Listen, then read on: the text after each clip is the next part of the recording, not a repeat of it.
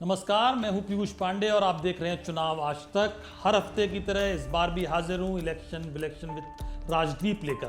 साथ में है राजदीप सर। नमस्कार। इस हफ्ते की जो चर्चा है उसमें एक मुद्दा चूंकि आज फिर उठाया। सर कहते थे पहले कांग्रेस का नारा था कि जात पे ना पात पे हाथ लगेगी हाथ पर, और अब लगता है कि जात सबसे इंपॉर्टेंट हो गया है। राहुल गांधी लगातार ओबीसी का मुद्दा उठा रहे हैं और अब उन्होंने एक बार फिर प्रधानमंत्री की जात पर सवाल उठा दिया है, ये कहते हुए कि प्रधानमंत्री ओबीसी हैं ही नहीं जैसा कि वो दावा करते हैं। तो सवाल ये है कि इस दावे जो हर चुनाव के वक्त उठता है उसमें कितना दम है और क्या इसका असर चुनाव पर पड़ता है या नहीं पड़ता है? देखिए पीयूष, आपने देखा होगा जब से राहुल गांधी ने कास्ट सेंसस का मुद्दा उठाया करीब 9-10 महीने पहले, वो लगातार इस मुद्दे को लोगों के सामने ला रहे हैं कि अगर हमारी सरकार आए तो हम जाति जनगणना करेंगे, जितनी संख्या उतना हक। ये उनका एक क्लियर कैंपेन नैरेटिव रहा है। लेकिन जब उन्होंने यही कोशिश की मध्य प्रदेश में, राजस्थान में, छत्तीसगढ़ में, आपने चुनावी नतीजे देखे। अब वो अपने न्याय यात्रा में ये कह रहे हैं, यहाँ तक जैसे आपने कहा आज ये कह रहे हैं कि नरेंद्र मोदी जी वो ओबीसी नहीं है। ओबीसी कम्युनिटी में उनकी जो कम्युनिटी है उनको केवल 2000 में गुजरात में लाया गया उस लिस्ट में। देखिए, मुझे नहीं लगता जनता के सामने ये मुद्दे चलेंगे। आज अगर मैं नरेंद्र मोदी होता तो मोदी जी क्या करेंगे? वो कहेंगे देखिए ये मुझ पर इल्जाम लगा रहे हैं कि मैं ओबीसी भी नहीं हूं। क्या ये कहीं ना कहीं तेली या घाची कम्युनिटी का इंसल्ट नहीं है? ये अपमान नहीं है? देखिए, आपको जब आप इस तरह के पर्सनल अटैक्स करते हैं किसी के जात पर, आपको बड़ी सावधानी से करने चाहिए।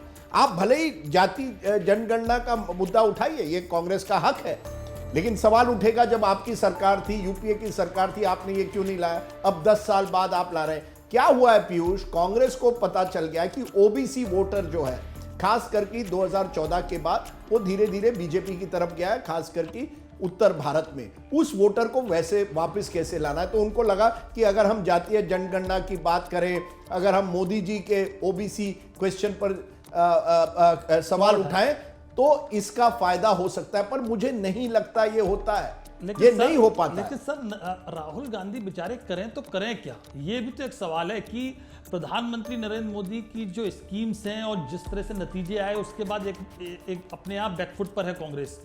अब प्रधानमंत्री कई बार तो ये कहते हैं कि मेरी कोई जात नहीं है, मैं अमीर और गरीब को देखता हूं जाति में, वो रैलियों में ये कहते हैं। और दूसरी तरफ संसद में वो कहते हैं देखिए ये सवाल उठाते हैं ओबीसी का, सबसे बड़ा ओबीसी तो मैं हूं।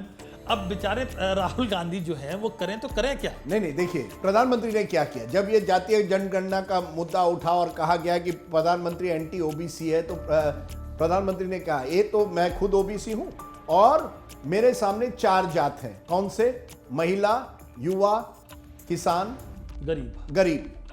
अब आपने देखिए किस तरह से पूरा मुद्दा एक तरह से बिल्कुल टर्न कर दिया। ये प्रधानमंत्री की शैली है कि वहां वो क्या कहेंगे कि राहुल गांधी जातीय जनगणना की बात करके लोगों को विभाजित कर रहे हैं, मैं उनको इकट्ठा करने की कोशिश कर रहा हूं। देखिए, आप कह रहे हैं क्या राहुल गांधी करे तो क्या करे? मैं कह रहा हूं रोजगार का इतना बड़ा मुद्दा है। आप किसी भी आज राज्य में जाइए पीयूष, युवाओं से पूछिए सबसे बड़ा मुद्दा आपके सामने क्या है? नौकरी। अगर आप लोगों के सामने एक प्लान ऑफ एक्शन लाते कि किस तरह से आप युवाओं को नौकरी देंगे और उस प्लान को लगातार लोगों के सामने रखते। देखिए, इंदिरा गांधी ने 71 के चुनाव में गरीबी हटाओ को एक स्लोगन बनाया। बिल्कुल। अगर राहुल गांधी कहते रोजगार दो और उसको स्लोगन बनाते, स्लोगन ही नहीं, उसके साथ एक प्लान ऑफ एक्शन लगते और उसको लगातार सोशल मीडिया हो, यूट्यूब हो, टीवी हो, हर कांग्रेस प्रवक्ता को कहते हैं बाकी सब छोड़िए, आप बस जब भी जाओगे किसी भी चैनल पर या कहीं भी जाओगे बस रोजगार की बात करो। रोजगार की बात कांग्रेस लगातार सिर्फ बातों में कर पाई, उस पर कोई एक्शन नहीं दिखा पाई। और जो उसने मुद्दे उठाए वो ऐसे मुद्दे हैं जिससे आम आदमी कटा हुआ है, चाहे वो राफेल का मुद्दा हो या जो दूसरे मुद्दे भी हैं। लेकिन सर, मैं एक आपसे बात समझना चाहूंगा कि जब कोई पॉलिटिकल पार्टी अपना स्टैंड चेंज करती है, जैसे कल प्रधानमंत्री ने कहा भी कि नेहरू जी आरक्षण के खिलाफ थे, और लगा क्योंकि उनके पास ये तर्क होता है कि नेहरू जी ने क्या कहा था आरक्षण पर। और ये बात उस वक्त जो डिबेट हुई भी थी संविधान सभा में, तो आरक्षण तो बहुत लंबे समय तक लागू करने की बात नहीं भी थी, लेकिन आरक्षण पॉलिटिकल परिस्थितियों में, सामाजिक परिस्थितियों में रहा, और आज का सच ये है कि जो लोग इनकार भी करते थे वो इसको खत्म करने की बात नहीं कह सकते। लेकिन कांग्रेस ने अपना स्टैंड चेंज किया। राहुल गांधी अब जाति जनगणना की मांग कर रहे हैं। वो तो ये कह रहे हैं कि 50% की जो सीमा है उसको भी वो खत्म कर देंगे। तो जब पॉलिटिकल पार्टी अपना स्टैंड चेंज करती है तो क्या उसके सामने दुश्वारी, ये परेशानी नहीं होती कि उसका जो पुराना स्टैंड है वो उसकी रास्ते में बाधा बनता है? देखिए, ये आज की जनता जो है, नेहरू जी ने क्या कहा क्या नहीं कहा इससे कोई लेना देना नहीं। ये प्रधानमंत्री नेहरू जी को बिना कारण मुझे लगता है इस डिबेट में लाते हैं। वो कांग्रेस को कटघरे में खड़ा करना चाहते हैं, उससे जनता को कोई लेना देना नहीं। जनता आज ये चाहती है कि आप हमें बताइए अब आप हमारे लिए क्या करेंगे। अगर कांग्रेस एक प्लान ऑफ एक्शन लाती, अगर आरक्षण को लेके भी, जब राहुल गांधी कहते हैं जितनी संख्या उतना हक, चलिए आप प्लान ऑफ एक्शन बनाइए, आप हमें बताइए कैसे आप करेंगे। आपको प्लान ऑफ एक्शन करना पड़ेगा, जनता आपके साथ आ सकती है। लेकिन मुझे लगता है कि कांग्रेस जिस तरह से ये पूरी जो बेरोजगारी का मुद्दा है उसको जनता के सामने वो क्यों नहीं ले पाई है। आप अब कांग्रेस के राज्य हैं, हिमाचल है, राजस्थान था कुछ महीनों पहले, छत्तीसगढ़ था, अब तेलंगाना है, कर्नाटका, अपने राज्यों में कम से कम अगर आप एक मॉडल स्टेट बनाते। देखिए, मोदी जी ने एक तरह से गुजरात मॉडल लोगों के सामने लाई। अब आप उस मॉडल में कई कमियां थी, कुछ प्रोपेगेंडा था, वो सब था, लेकिन जिस तरह से उन्होंने तस्वीर एक बना दी, एक सपना लोगों के सामने रख दिया, कम से कम एक विजन तो दिया। बिल्कुल। आज कांग्रेस कहती है गारंटीज हैं कर्नाटका में, चलिए अच्छी बात है। फिर आप मुझे बताइए उस गारंटीज में किस तरह से लोगों की जिंदगी बदल रही है। अगर आप बदल पाए और देश भर में उस मॉडल को ले पाए तो आपको शायद कुछ यश मिल सकता है। अशोक गहलोत को चिरंजीवी स्कीम की वजह से काफी लोकप्रियता उनकी बढ़ी थी। अगर राजस्थान में टिकट का बंटवारा ठीक ठाक होता तो कांग्रेस शायद वो चुनाव भी जीत जाती। तो मैं समझता हूं पहले ये राज्यों में करिए, केवल यात्रा से नहीं। आप अगर राहुल गांधी अपने मुख्यमंत्रियों से, कांग्रेस के मुख्यमंत्रियों से एक प्लान ऑफ एक्शन करते रिजर्वेशन के लिए, समझ लीजिए, क्योंकि आप कह रहे हैं आरक्षण बड़ा मुद्दा है, अपने राज्यों में करिए। आप हमें दिखाइए कि तेलंगाना में कैसे आरक्षण के जरिए आप जनता की जिंदगी को बेहतर करेंगे। जनता अब चाहती है, आप हमें बताइए आप कर क्या रहे हैं, कोशिश क्या कर रहे हैं। अगर आप कोशिश करें तो जनता आपको रिवॉर्ड देने के लिए तैयार है, आपको वोट देने के लिए तैयार है। दरअसल आप सर यही कह रहे हैं कि कोशिश करते हुए कांग्रेस नहीं दिख रही है, और जिन मुद्दों को उठाना चाहिए उन मुद्दों को शायद नहीं उठा पा रही जिनसे जनता जुड़ सकती है, जिसमें सबसे बड़ा मुद्दा रोजगार है, बेरोजगारी का मुद्दा है। कांग्रेस इससे दूर है। सर, दूसरा एक इस हफ्ते की और एक बड़ी खबर थी और अभी भी चल रही है, जिस पर जिक्र और आपकी राय ज़रूरी है, वो है जयंत चौधरी, अजीत सिंह के बेटे जयंत चौधरी। अजीत सिंह के बारे में कहा जाता था कि मौसम वैज्ञानिक हैं, वो देखकर पलटा मार देते हैं। जयंत चौधरी अभी तक बिल्कुल अखिलेश के साथ हैं, लेकिन जिस तरह की बातचीत चल रही है, आपकी तो कई सारे लोगों से बात भी हुई होगी, तो क्या आपको लग रहा है कि अब उनका भी वक्त आ गया? जिस तरह से नीतीश कुमार के बारे में 2 महीने पहले से ये बात कही जाने लगी थी कि वो अब पाला बदल सकते हैं, और वो वास्तव में वैसा ही हुआ। देखो पीयूष, जयंत चौधरी और बीजेपी के बीच बातचीत चल रही है, इसमें कोई इनकार नहीं कर सकता। पिछले 15 दिन से जयंत चौधरी पार्लियामेंट आए ना कहीं दिखे हैं। वो ये बात पर अड़े हुए हैं कि बीजेपी उनको 5 सीटें दे। बीजेपी उनको 4 सीटें देना चाहती है। समाजवादी पार्टी ने तय किया था उनको 7 सीटें देंगी, लेकिन 3 सीटों में समाजवादी पार्टी ने कहा था अपने उम्मीदवार हम रखेंगे, आपका सिंबल आरएलडी का सिंबल देंगे, लेकिन कैंडिडेट हमारा होगा। देखिए, जयंत चौधरी अब क्या है, एक मॉडल है। नीतीश कुमार ने उस मॉडल को परफेक्ट किया है कि मेरे पास 4-5% भी वोट हो, नीतीश कुमार जी के पास शायद 10% हो, लेकिन 4-5% भी वोट हो, 4-5 सीटें आ जाए, मैं मंत्री बन सकता हूं केंद्र में, और मैं कम से कम एक तरह से मैं एक सरकार में रह सकता हूं, सत्ता में रह सकता हूं। अब नीतीश कुमार जी मुख्यमंत्री है, जयंत चौधरी शायद मंत्री बनना चाहते हैं।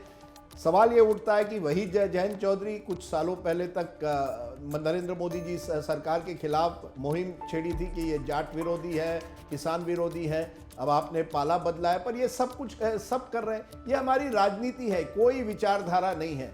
चरण सिंह के ज़माने में चरण सिंह की कम से कम चरण सिंह ने अपनी एक मास लीडरशिप बनाई थी। जयंत चौधरी कोई मास लीडर नहीं है, अजीत सिंह भी कोई मास लीडर नहीं है। एक बार आप मास लीडर नहीं बनते तो आप अपना छोटा सा जो वोट बैंक आपने बनाया है उसके जरिए आप डील करते हैं। विचारधारा नाम की चिड़िया तो कब की फुर्र हो हाँ, तो चुकी वो है, तो चली वो गई, तो बिल्कुल। उसका तो कोई मतलब नहीं है। और बिल्कुल। नीतीश कुमार ने तो ये बता दिया, बिल्कुल, वो तो मास्टर है, इस चिड़िया की जरूरत भी नहीं है। PhD। इस चिड़िया की जरूरत भी नहीं है। लेकिन जयंत चौधरी, आपको लग रहा है कि वो भी शायद हवा का रुख भांप रहे हैं कि 2024 में जो समीकरण बन रहे हैं और जिसकी सत्ता आती हुई दिख रही है, तो मलाई काटने के लिए जरूरी है कि बीजेपी की तरफ हो जाए, मतलब एनडीए की तरफ जाया जाए। बिल्कुल, देखिए हर व्यक्ति ये देख रहा है चंद्रबाबू नायडू दिल्ली क्यों आ रहे हैं। चंद्रबाबू नायडू सोच रहे हैं कि अगर मैं बीजेपी के साथ जाऊं तो शायद मेरी स्थिति आंध्र प्रदेश में बेहतर हो और मैं सेंटर में भी कुछ कर सकूं, जैसे मैं एक ज़माने में करता था जब यूनाइटेड फ्रंट की गवर्नमेंट थी। नीतीश कुमार ने भी वही किया है।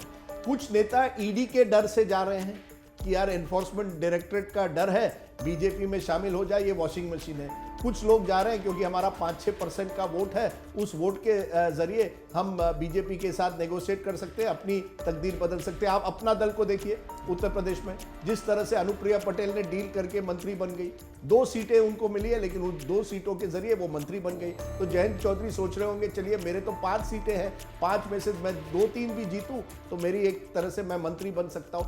हर व्यक्ति देख रहा है कि मेरा फायदा कैसे हो सकता है और विनिंग साइड के साथ जाना चाहता है। दिसंबर 3 के चुनाव के नतीजों के बाद ऐसा लग रहा है कि बीजेपी की जीत लगभग पक्की है 2024 में, इसलिए ये पार्टियां अब बीजेपी के साथ जुड़ना चाहती है। यानी आपने साफ साफ कह दिया कि वोट बेचने के लिए सब तैयार हैं पार्टियां, थोड़े थोड़े उनके कटोरे में वोट हैं जिसको वो बोली लगा चुके हैं। देखिए पीयूष, नीतीश कुमार के पहले रामविलास पासवान हुआ करते थे। रामविलास पासवान का कितना इसी तरह से 4-5% का वोट था, अपने 2-3 सीटों के जरिए वो मंत्री बने इतने सालों तक। ये एक फॉर्मूला है कि अगर आपके पास 4-5% भी वोट शेयर है, 2-3 सीट का 2-3 कंस्टिट्यूंसीज में आपकी पकड़ है, तो उनके जरिए आप आगे बढ़ सकते हैं। लेकिन ये देखिए बीजेपी का, सब पोल कह रहे हैं बीजेपी जीत रही है, यूपी में 70 आ सकते हैं, फिर भी वो चाहते हैं कि चलिए 70 को 75 कैसे बनाते हैं। ये मैं समझता हूं बीजेपी की खासियत है कि कोई भी मौका नहीं छोड़ते, कोई विचारधारा कुछ नहीं, मौका जहां मिले उसका फायदा उठाइए। वो तो आप सही कह रहे हैं कि जिस तरह से जीतन राम मांझी या राजभर जैसे नेताओं की कद्र हो रही है, जिस तरह से उनको लगातार पुचकारा जा रहा है, तो छोटा छोटा वोट बैंक भी पार्टियों के लिए मायने रखता है। सर, आखिरी चर्चा जो मूड ऑफ द नेशन के रिजल्ट आए हैं, आपने एक बात अभी मैं देख भी रहा था चैनल पर, आपने कहा कि मूड ऑफ द नेशन के जो नतीजे दिख रहे हैं उसमें उत्तर और दक्षिण बट गया लग रहा है, लेकिन फिर भी उत्तर की जो सीटें, जो नॉर्थ से सीटें बीजेपी को मिल रही है, वो बहुमत लाने के लिए काफ़ी हैं। तो आपको लग रहा है कि यही मूड ऑफ द नेशन है अब, क्योंकि 2-3 महीने बाद चुनाव है? बिल्कुल पीयूष, देखिए पिछले दो चुनाव 2014 और 2019 में एक खासियत थी जिसे मैं कहता हूं नॉर्थ वेस्ट मॉनसून। आम तरह से कहते हैं साउथ वेस्ट, दक्षिण और पश्चिम की बारिश होती है इस देश में, लेकिन चुनाव के टाइम पे नॉर्थ वेस्ट मॉनसून होता है, यानी उत्तर और पश्चिम दोनों चुनाव में 2014 और 19 में बीजेपी ने उत्तर भारत में पंजाब को छोड़कर एक भारी जीत हासिल की थी। उसी तरह से मुझे लगता है इस बार भी बीजेपी उसी दिशा में जा रही है। यहां तक देखिए उत्तर प्रदेश में पिछली बार बसपा और सपा का कॉम्बिनेशन था, इस बार वो भी नहीं है, इसलिए बीजेपी की सीट बढ़ने की भी उम्मीद है। तो कहीं ना कहीं जब आप सत्ता की चाबी उत्तर प्रदेश में होती है, उत्तर भारत में होती है। अगर इसी तरह से बीजेपी इन राज्यों में स्वीप कर रही है तो बीजेपी को रोकना मुश्किल है। 130 सीटें दक्षिण भारत में हैं, 180 सीटें उत्तर भारत में हैं। अगर जैसे मूड ऑफ द नेशन कह रहा है 154 सीटें बीजेपी को उत्तर भारत में आ सकती है, तो लगभग तय है कि बीजेपी की सरकार बननी है। फिर जो बाकी के सीटें आती है वो पश्चिम से आती है, और पूर्व में भी बिहार को लेकर, नॉर्थ ईस्ट को लेकर, बंगाल को लेकर बीजेपी का ग्राफ उठ रहा है। तो बीजेपी ने मुझे लगता है अब चुनाव में अपनी एक डोमिनेंट पोजीशन बना ली है, जैसे कांग्रेस की एक जमाने में 50 या 60 के दशक में हुआ करती थी। सर, आखिरी सवाल आपसे आज की चर्चा का, कि अब 2-3 महीने रह गए चुनाव में, आपको लग रहा है कि ऐसा कोई मास्टर स्ट्रोक इंडिया अलायंस के दल चल सकते हैं? क्योंकि अभी तक कुछ भी ऐसा नहीं दिख रहा जिससे वो मुकाबले में भी आ सके। ऐसा कोई आपको लग रहा है कि ऐसा कोई तीर मतलब निकलेगा जो उनका निशाने पर लगेगा? देखिए सच बताएं, मुझे नहीं लगता इस इंडिया अलायंस के पास वो क्षमता अब है या वो ऊर्जा है कि हम कोई मास्टर स्ट्रोक करें। वो बस केवल अपने छोटे छोटे किले बचाने में लगी है। देखिए, पॉलिटिक्स में कुछ कहा नहीं जा सकता, लेकिन अगर कुछ होना है तो वो इंडिया अलायंस के बाहर होना पड़ेगा। एक कोई ऐसी ब्लैक स्वॉन इवेंट हो, जैसे जब कोविड हुआ था या पुलवामा हुआ था, उसके बाद जो माहौल बना था वो कुछ फर्क पड़ा था। एक नेगेटिव था, एक पॉजिटिव था। मैं समझता हूँ अगर कोई माहौल बदले तो वो किसी और चीज से बदल सकता है। इंडिया अलायंस में मुझे वो क्षमता, पीयूष सच कहें, 2024 के चुनाव में बिल्कुल नजर नहीं आया। उन्होंने तो वर्चुअली मुझे लगता है गिव अप कर दिया। आपने साफ साफ कह दिया कि इंडिया अलायंस के बूते का नहीं है, अब बेसिकली किस्मत का आसरा है। बिल्कुल, बिल्कुल, अब कुछ कहानी हो जाए, किस्मत की। 2 महीने में कुछ ऐसी चीज हो जाए जो बीजेपी के खिलाफ हो, जो जिसकी संभावना बहुत कम है, बहुत कम है। लेकिन राजनीति में कहा जाता है कि कुछ भी निश्चित नहीं है, कभी भी कुछ हो सकता है। तो उसी का इंतजार शायद इंडिया के घटक दलों को, इंडिया गठबंधन के घटक दलों को करना होगा। आज की चर्चा में इतना ही। राजदीप सर, आपका बहुत बहुत शुक्रिया। Thank you very अपनी जो राय है हमारे साथ शेयर करने के लिए। शुक्रिया।